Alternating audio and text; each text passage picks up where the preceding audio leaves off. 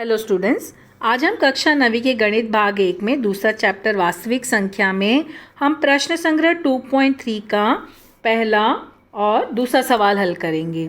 पहला सवाल क्या है कि कर्णी की कोटि बताओ और दूसरा सवाल है कि यह कर्णी की संख्या में है या नहीं, ये बताना है।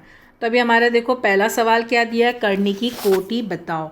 कोटि यानी क्या हुआ, जो तुमने यहाँ पे जो घात है ना वो कोटि हुई, यहाँ पे जो यहाँ लिखा होगा ना ये कोटि होगी, ठीक है। तो यहाँ पे देखो अभी पहला हमारा जो है क्या दिया हुआ है, 3 कर्णी में 7, तो इसकी कोटि कितनी हुई, यहाँ पर 3 हुई, ठीक है। इसकी कोटि कितनी हुई, 3। तुम चाहो तो सवाल को ऐसे भी कर सकते हो, ऐसे लिख सकते हो कर्णी की संख्या, ठीक है, कर्णी की संख्या और कॉलम खींच लेना ऐसे और यहाँ लिख देना कोटि, ऐसे कॉलम खींच लेना। पहला क्या है तुम्हारा, यहाँ पे 3 कर्णी में 7, कोटि कितनी है 3।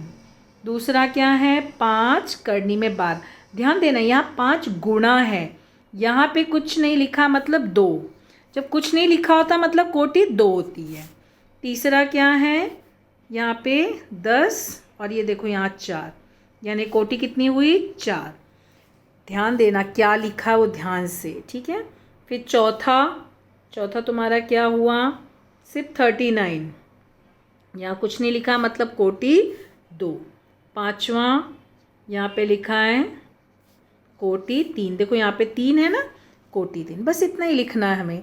तो हम क्या करना, 2 कॉलम, चाहो तो ऐसे बारी बारी से एक एक क्वेश्चन लिख के, अब जैसे पहला लिखे यहाँ पे इस तरह से, तो यहाँ पे लिखोगे कोटि कितनी है इसकी, कोटि बराबर 3, ऐसे भी लिख सकते हो। या फिर अभी जैसे मैंने बताया तुम लोग 2 कॉलम खींच लेना, कर्णी की संख्या पहला इसमें और दूसरे में कोटि।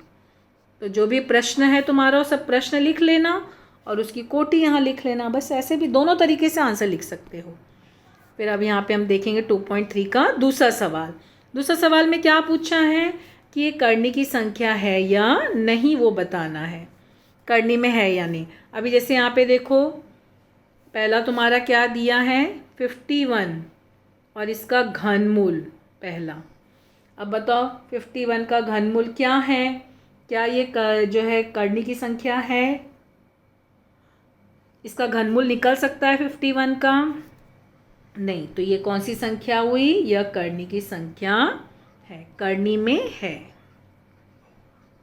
दूसरा तुम्हारा यहाँ पे 4 और ये 16, तो ये तुम बताओ कर्णी की संख्या है या नहीं।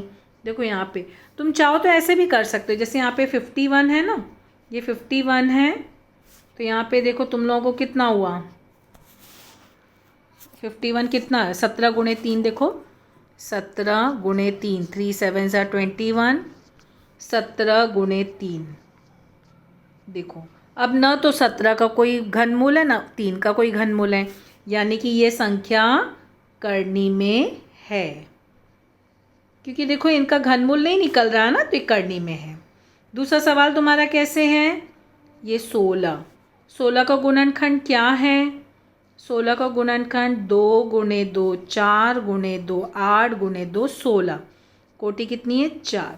तो देखो यहाँ पे 4 है ना, इसका मतलब क्या हुआ, ये चारों का 1 2 बाहर आ गया, तो इसका मतलब ये संख्या क्या हुई, ये संख्या कर्णी में नहीं है, क्योंकि इसका 16 का चौथा मूल कितना है 2 है ना, तो यानी ये कर्णी में नहीं है, इस तरह से लिखना। फिर तीसरा लिखेंगे, तीसरा क्या हमारा 81 का गुणनखंड कितना है, 3 गुणे 3 9, 9 गुणे 3 27, 27 गुणे 3 81, कोटि 3।